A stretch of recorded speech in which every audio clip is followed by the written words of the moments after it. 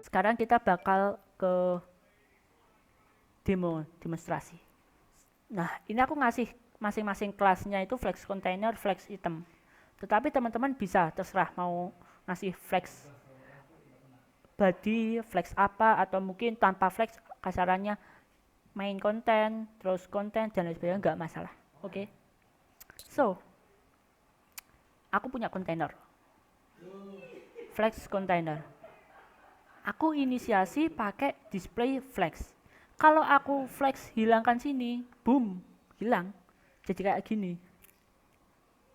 Kenapa? Ingat gak teman-teman kemarin aku katakan div punya sifat yang namanya block element. Apa itu block element? Nah, dia bakal menguasai seluruhnya. Kayak gitu. Walaupun di sini masih ada lebarnya. Di sini walaupun masih lebar, dia nggak berada di sebelah kanan. Padahal width-nya itu cuma 40%, kayak gitu. Nah, ketika aku mengaplikasikan flex, by default, direction-nya adalah row, oke? Kita coba deh. Kalau teman-teman nggak percaya, row, loh, nggak berubah. Karena by default, kita bisa merubah ke kolom. Set. Nah, oke? Nah, ini ada angkanya ya. Mungkin agak aku besarkan angkanya, biar kelihatan.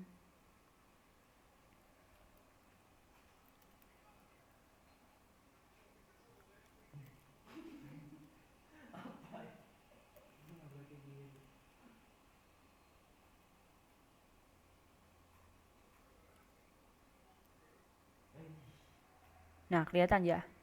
Nah, sekali lagi, daripada aku nulis kelima-limanya langsung, kenapa nggak gini?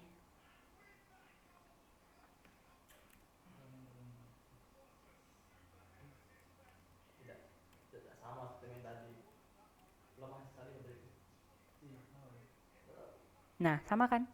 Karena ingat, teman-teman harus ingat, elemen itu punya sifat inheritance. Oke?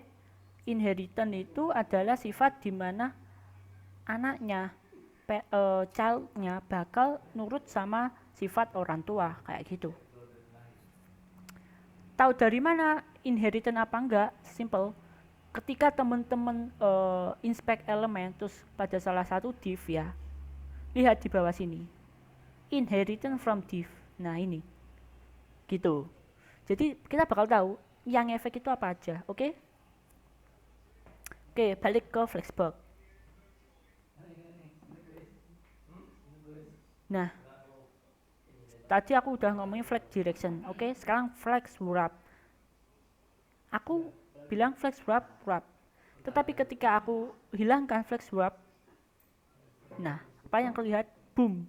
Semua bakal menyesuaikan dengan lebar satu baris. Padahal aku udah setup width-nya 40%. Kok mereka nggak mau nurut? Nah, karena sifat dari flex wrap by default adalah no wrap. Artinya, berapapun child yang kamu miliki semuanya harus satu baris, kayak gitu. Supaya nggak satu baris, flex wrap wrap, kayak gitu. Oke, bisa dipahami? Terus kalau kita ubah misalkan height-nya, let's say 500 pixel. Nah, semuanya lebarnya sama. Terus kita atur dulu nih, flex item. Height-nya kita kecilin aja deh. 40 pixel. Oke. Nah, terus kita coba justify content center. Boom. Semua bakal center. Oke. Jadi teman-teman nggak perlu lagi Google how to center thing atau something di HTML. Pakai cukup display, flex, justify content center. Oke. Atau nggak pengen center, flex start. Nah, semuanya bakal sesuai di sebelah kiri. Flex aksisnya apa? X, justify content X. Lihat di sini. teman-teman tinggal lihat di sini aja. Nah, nggak masalah kalau misalkan nggak hafal. Aku juga awal-awalnya nggak hafal, selalu ngebuka ini CSS Street. Nah, ini makanya aku bookmark, nggak masalah kayak gitu. Terus kita lihat juga, misalkan, nah, n, flex start, terus apa lagi ya? Nah, space around, boom, ada jarak masing-masingnya, sini. Nah, dan ada jarak pula antara kiri sama kanan. Oke. Nah, ini, lihat, ada jaraknya kan? Kenapa? Flex around. Kita coba space between, boom, yang ada jaraknya cuma tengah. Space evenly, boom, jarak antara kiri, kanan, tengah sama. Oke. Dan sekali lagi, karena ini aku pakai Firefox, aku bisa mengaktifkan sini penanda bahwa ini tuh flex. Kenapa? Dengan begitu aku bakal tahu, oh ini kok bisa ada jarak sih kiri kanan ketika aku aktifkan flex. Oh ternyata di sini ada yang ngefek ungu-ungu ini. Ternyata ini dari salah satu CSS Flexbox. Nah kayak gitu. Ini salah satu teman-teman yang harus pikirkan adalah memaksimalkan potensi atau kemampuan yang dimiliki oleh inspect element. Nah nanti akan saya bahas tentang think as front end developer, oke? Nah itu terkait dengan axis X, oke? Sekarang kita ke axis Y, pakai ini, alik hitam. Kita coba. Alik hitam. Center, loh, terlihat center. Centernya adalah based on cross Y, oke? Dari atas ke bawah, bukan kiri kanan. Flex start, no, paling atas. Dan flex end, paling akhir, oke? Terus gimana kalau pengen center secara flex X atau flex Y? Ya, alik hitam, center. Justify content, center. Nah, center semua. Atau space evenly, loh. Kayak gitu. Atau aku nggak pengen pakai justify content, alik hitam, pakai alik content aja.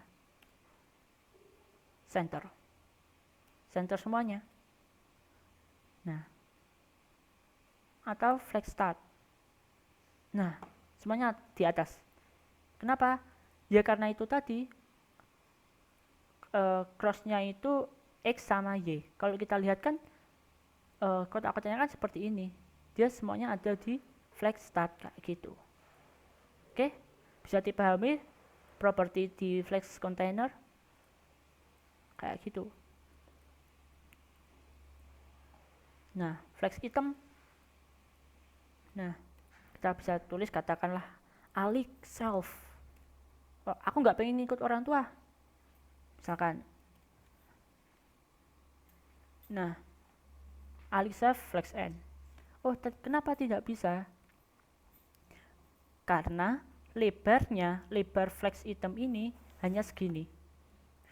Nah, flex container sedangkan segini. Jadi istilahnya ada ruang untuk konten tersebut berubah gitu.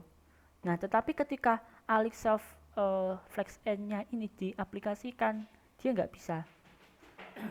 Karena itu tadi lebarnya nggak diatur. Lebarnya udah diatur kayak gitu. Oke, kita coba refresh saja.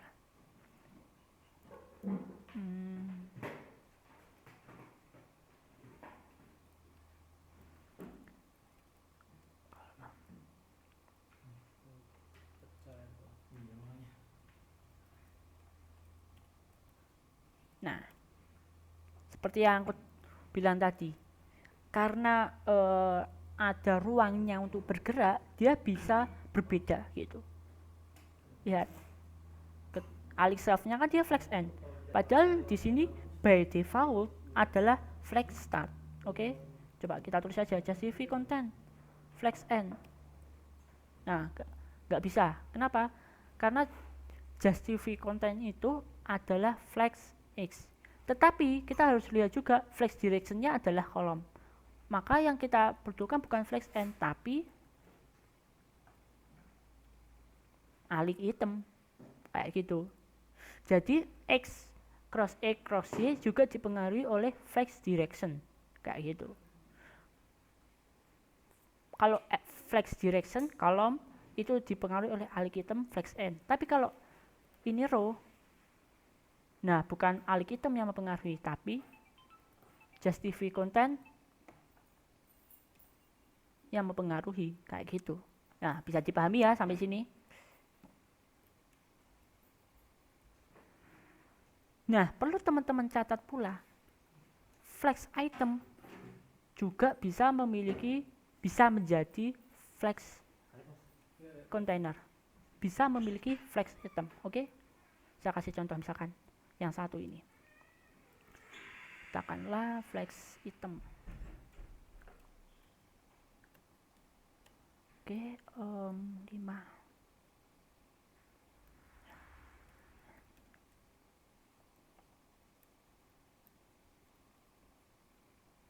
Jangan gini deh.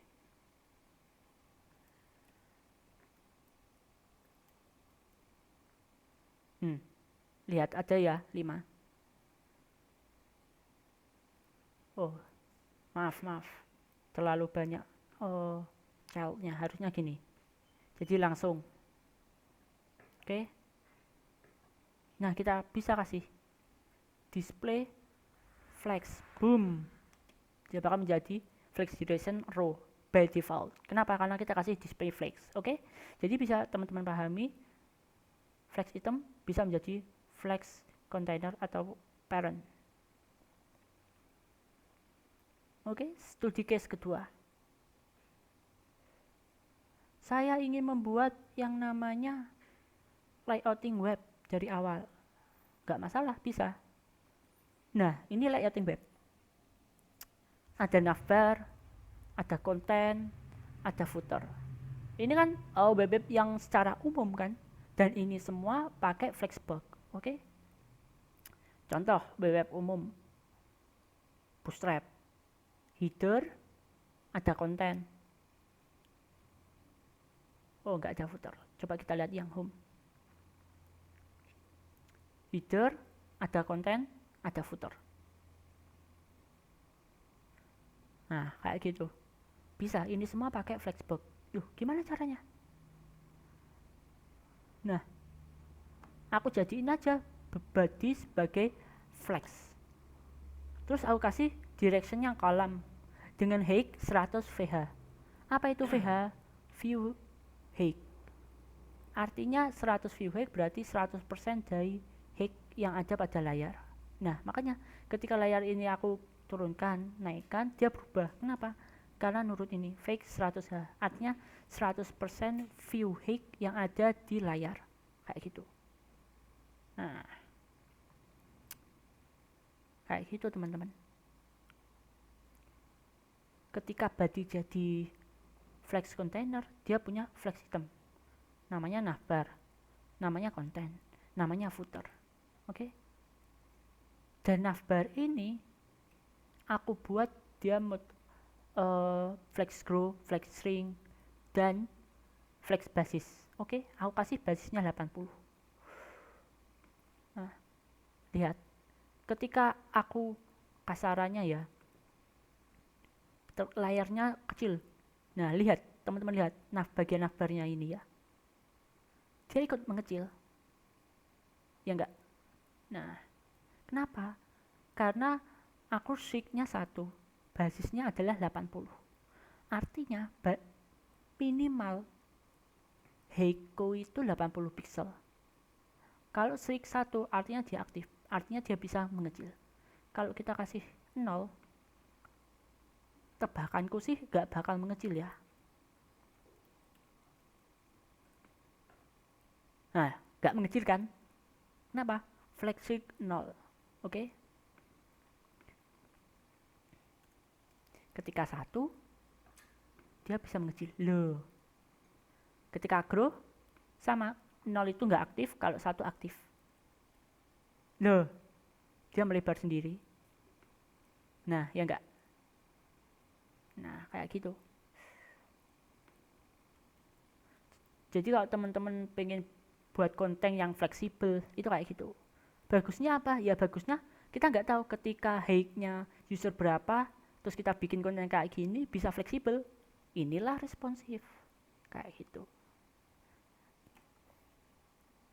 Oke, sekarang konten.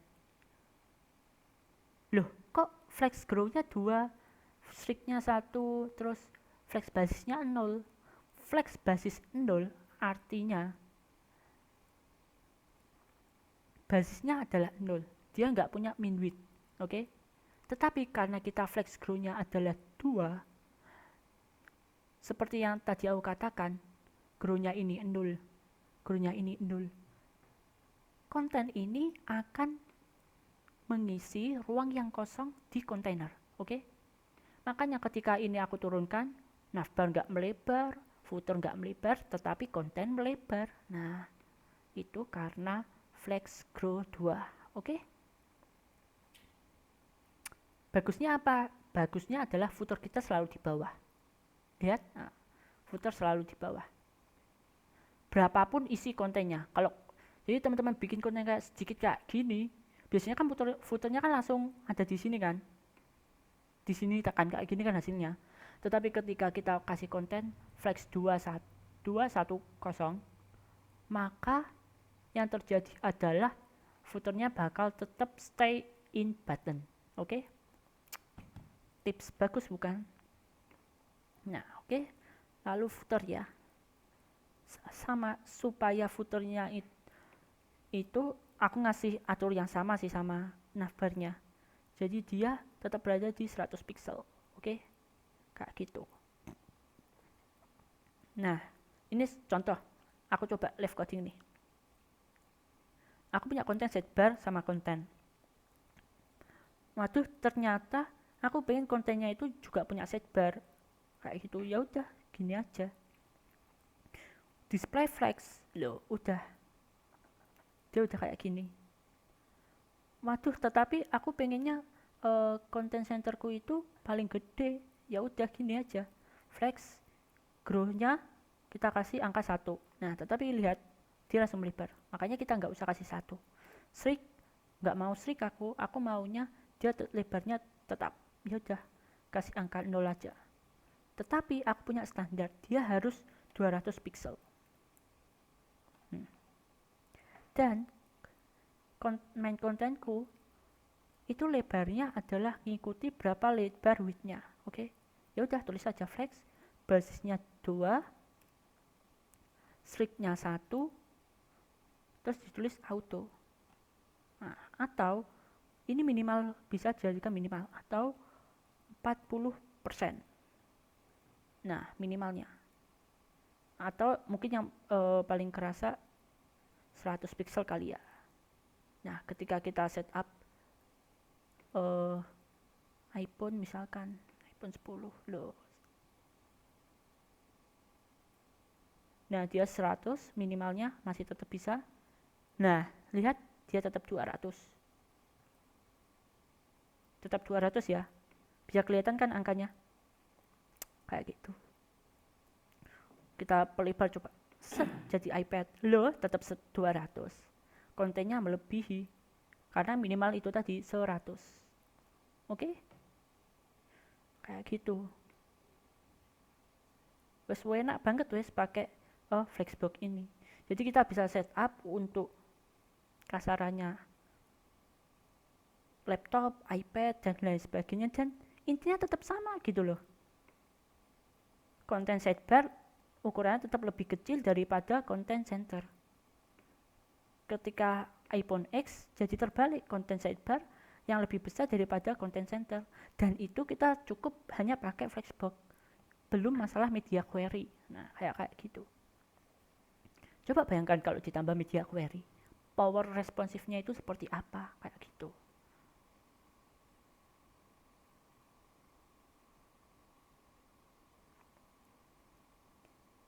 Oke, saya kasih contoh media query sekarang. Saya pakai punyanya Bootstrap aja kayak kali ya media query-nya.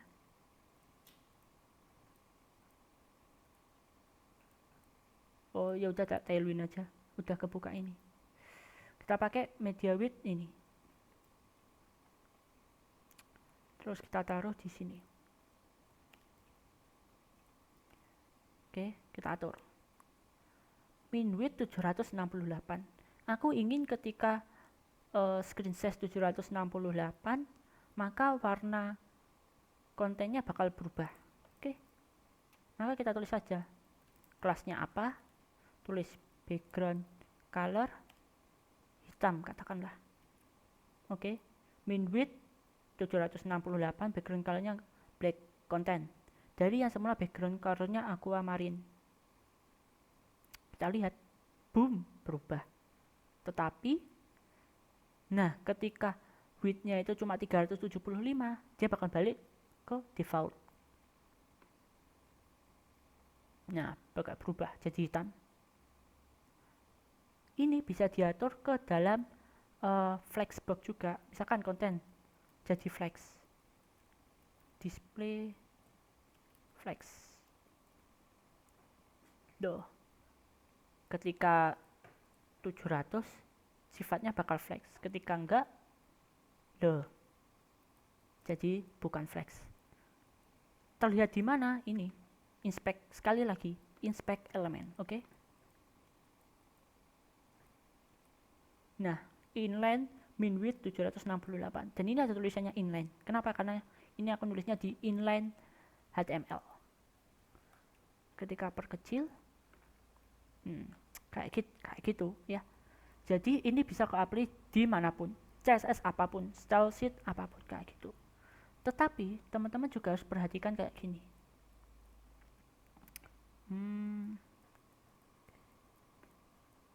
Misal aku taruh kontennya di bawah. Nah, kelihatan nggak bedanya? Kok konten padahal udah aku aplikasikan 760 pixel min width, tetapi kok warna backgroundnya nggak berubah? Kenapa? Oke, sekali lagi, inspect elemen, lihat. Di sini kalau teman-teman lihat, background colornya kecoret. Kenapa? Karena CSS itu mengaplikasikan terlebih dahulu yang default kayak gitu. Dan yang default adalah ini, kontennya ini background color aquamarine. Ini tercoret. Kenapa? Karena berdasarkan urutan, style yang paling baru adalah style konten, bukan style ini. Oke, itu yang pertama. Yang harus teman-teman ingat baik-baik ketika CSS adalah kode yang pertama kali ditulis, kode yang pertama kali di atas, itu nanti bakal dibaca terlebih dahulu, dan CSS yang terakhir itu nanti bakal yang diaplikasikan dengan syarat peringkatnya sama. Oke, ini kan peringkatnya sama-sama di kelas kan, kayak gitu. Karena peringkat sama-sama di kelas, tetapi konten ini terakhir dieksekusi, terakhir di urutan terakhir, dia yang bakal dipilih. Makanya inline-nya ini min width 768 bakal kecoret. Tetapi flexnya enggak. Kenapa? Karena di konten ini enggak ada flex, enggak ada display flex. Oke? Kalau kita balikkan lagi, boom, hitam lagi. Kayak gitu. Oke, bisa dipahami ya teman-teman? Lah, itu power of flexbox dan media query. Kalau teman-teman ingin belajar lebih tentang flexbox, teman-teman bisa lihat ini ya. Understanding flexbox, everything you need to know. Ini kayak ada exercise, task, teman-teman bisa belajar sendiri, latihan sendiri gimana pakai flexbox. Sebenarnya selain flexbox ada juga CSS grid, tetapi saya jarang menggunakannya. Jadi saya nggak mungkin ngasih materi ke teman-teman karena takut nanti malah banyak salahnya daripada banyak benernya. Tapi teman-teman bisa belajar sendiri CSS grid. Konsepnya sama dengan CSS flexbox untuk mengatur layouting. Jadi harus teman-teman bedakan grid system sama CSS grid, harus beda itu. Nah, ini ada tutorial dari Google, modern layouting dengan hanya satu line CSS. Ini wajib teman-teman tonton. Oke. Nah, responsive design dibahas juga di web.dev, teman-teman bisa lihat. Nah, oke, lanjut ke materi selanjutnya adalah think as front end. Oke, gimana maksudnya adalah teman-teman harus pahami bahwa semua yang ada di website itu adalah angka. Maksudnya adalah ya ini angka gitu loh. Gak kayak desain di mana teman-teman kasarannya ya insert kotak set, terus bisa ditaruh di kiri kanan dan lain sebagainya. Nah, masalahnya adalah kotak-kotak ini nanti kita harus juga berpikir responsifnya kayak gimana. Ketika desktop taruh di pojok kiri ini, apakah iya ketika responsif atau mobil juga ditaruh pojok kiri? Enggak ditaruh di tengah, enggak ditaruh di pojok kanan bawah. Nah, itu harus kita pikirkan. Gimana cara mengaturnya? Ya dengan ini, angka-angka ini tadi. Ngatur min width, terus ngatur height-nya berapa, dan lain sebagainya, kayak gitu. Oke, saya kasih contoh deh. Contoh website Estek Kreatif ini.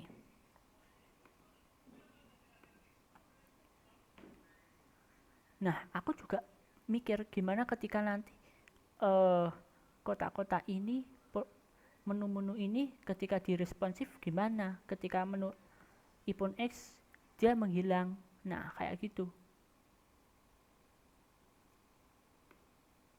Terus ketika responsif ini kan menunya berurutan berupa column, flex column atas ke bawah.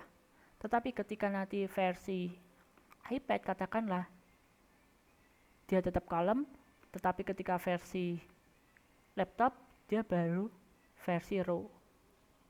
Nah, kayak gitu. Itu yang harus teman-teman pikirkan sebagai seorang front end. Nah, yang kedua adalah masalah grid layout system. Seperti yang aku sebutkan ini semua adalah layout berupa angka-angka. Oke? Grid system. Maksudnya grid system itu semuanya adalah 12 baris kayak gini. Nah, gimana sih 12 baris itu pada realitanya? Oke, saya coba kasih contoh deh. Ini kita hapus saja. Tulis div.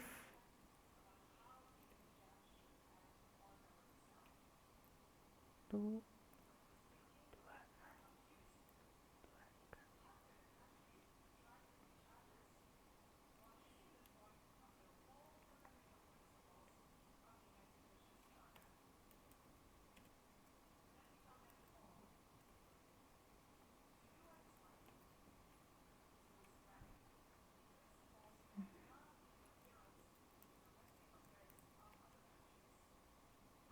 Aku lupa sih berapa lebarnya tiap satu width.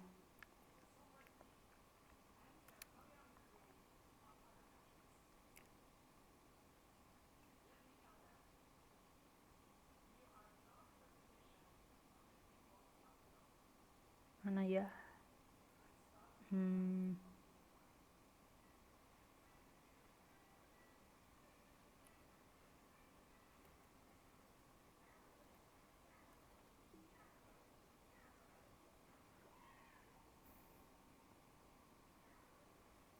Kalau nggak salah itu setiap nanti ini semua kan dijadikan 12, terus nanti ada yang berupa 1/12 gitu. Coba deh Tailwind ini.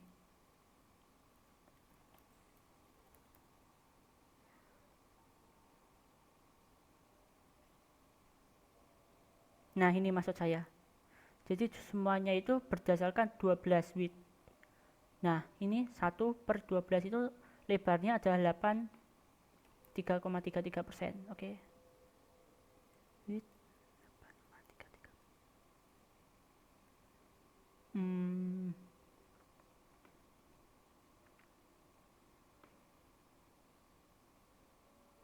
Oh iya, background colornya.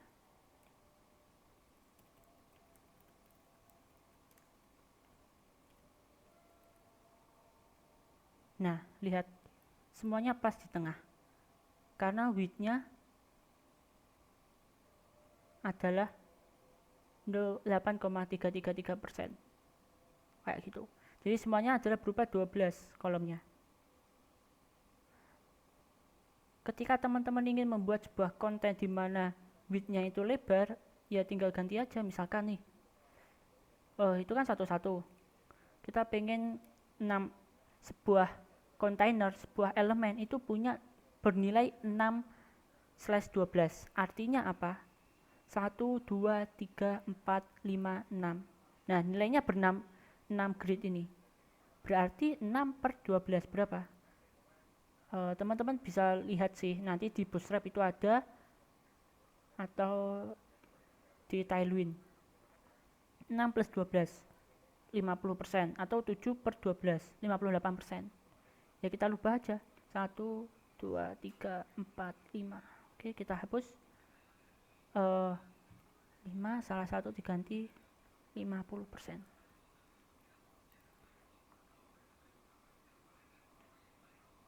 Nah, teman-teman lihat, ini nilainya adalah 50%. Kayak gitu. Ini berfungsi ketika teman-teman ingin mendetailkan semuanya dan pengen tahu lebarnya itu berapa. Misalkan nih, yang bakal kerasa itu dalam website kayak gini ya, landing page misalkan, solusi bisnis Anda. Nah, ini kan semuanya berupa kotak-kotak. Kalau kita lihat,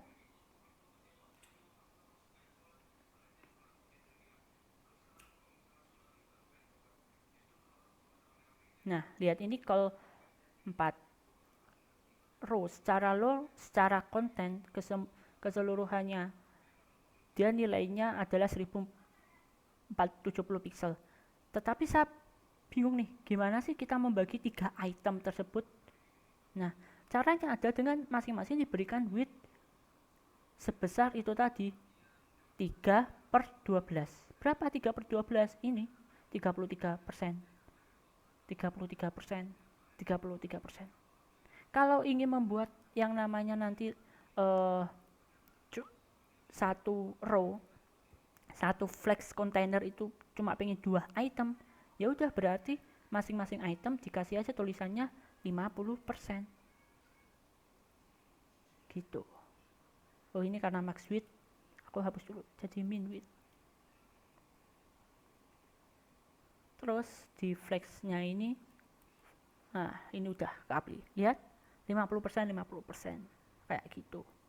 Kenapa? Ya itu tadi, karena aku pengennya itu 6/12. 6/12 itu sama dengan 50%. Kalau lihat teman-teman lihat sini, gridnya adalah mulai dari 1 sampai 12, kayak itu. Dari mana angka 12? Ya itu dari sistem, grid system. Aku nggak tahu sih asal usulnya grid system itu kayak gimana. Nanti teman-teman bisa eksplorasi sendiri lah. Itu sih. Itu tentang grid layout system. Kalau desainer nggak pakai ini, request supaya dia pakai. Kenapa? Ya itu tadi, penting ini grid layout system. Ada malah framework CSS yang khusus cuma untuk grid system. Ini namanya simple grid. Kenapa? Ya karena orang butuh sistem grid ini. Nah, kayak gini.